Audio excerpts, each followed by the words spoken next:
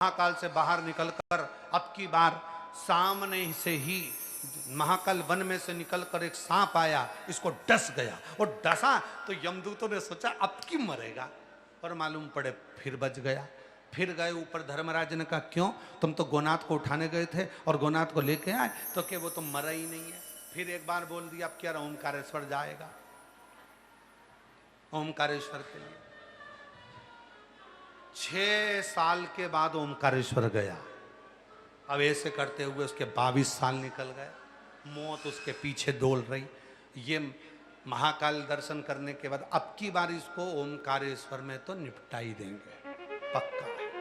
यमदूतों ने विचार कर लिया अब की बार इस गोनाथ को तो ओमकारेश्वर में निपटाएंगे। अब जो ओमकारेश्वर में निपटाने गए, वो ओमकारेश्वर के मंदिर में दरवाजे पर खड़ा, दरवाजे पर से अंदर प्रवेश गया। अंदर अच्छा, यमदूत यमराज यमदूत मंदिर के अंदर प्रवेश नहीं कर सकते, अंदर जाए नहीं, बाहर खड़े इंतजार कर रहे अब आएगा। जैसे ही आया गोनाथ अब की बार फिर कहा वाह वाह वाह ओमकारनाथ क्या गजब करा, 6 साल के बाद दर्शन दिए, कोई बात नहीं बाबा बुलाते रहना, अब मेरे मन में आया है अब की बार मैं भीमा शंकर का दर्शन कर लूं, और जब तक भीमा शंकर का दर्शन नहीं करूं तब तक मुझे उठा मत लेना, तुम मुझे उठा मत लेना।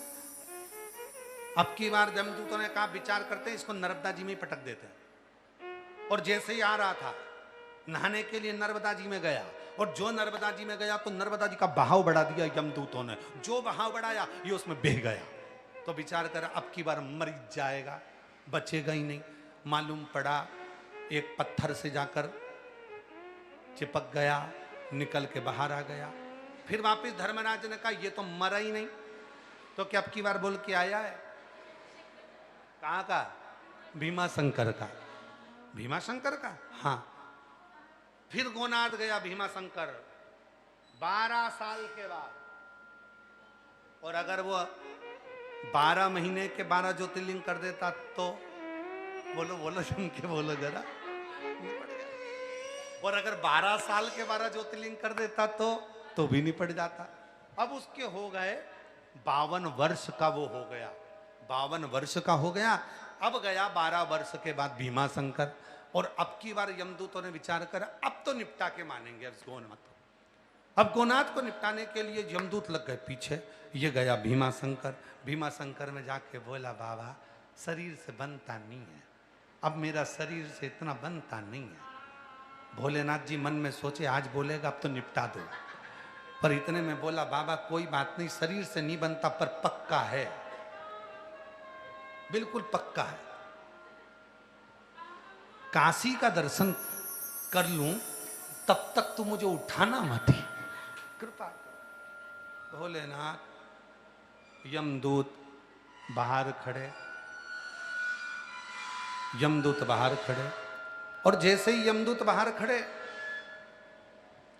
यमदूतों ने आपस में विचार कर लिया, सब आपस में बैठे बैठे गप्पे मार रहे थे कि मालूम है ये मरेगा तो है नहीं, गया होगा अंदर जाके मांगा होगा, मरने वाला तो है नहीं।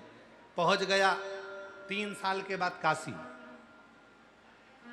विश्वनाथ जी के दर्शन कर कर बोला बाबा कृपा करना, बड़ी मन में तमन्ना है, बहुत दिनों के बाद बुलाया, पर आज मन में आया है कि बाबा मैं कैसे भी बस ऐसी कृपा करो, ऐसी करुणा करो मेरे शंभु कि मैं बाबा आपकी कृपा से ऐसी कृपा कर दो कि मैं जाकर किसी भी हालत में त्र्यंबक के दर्शन करूं,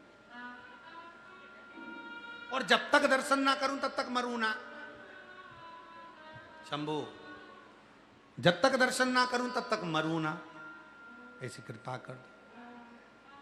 करते करते करते करते करते करते 87 साल का हो गया, 12 ज्योतिर्लिंग पूरे नहीं करे, 87।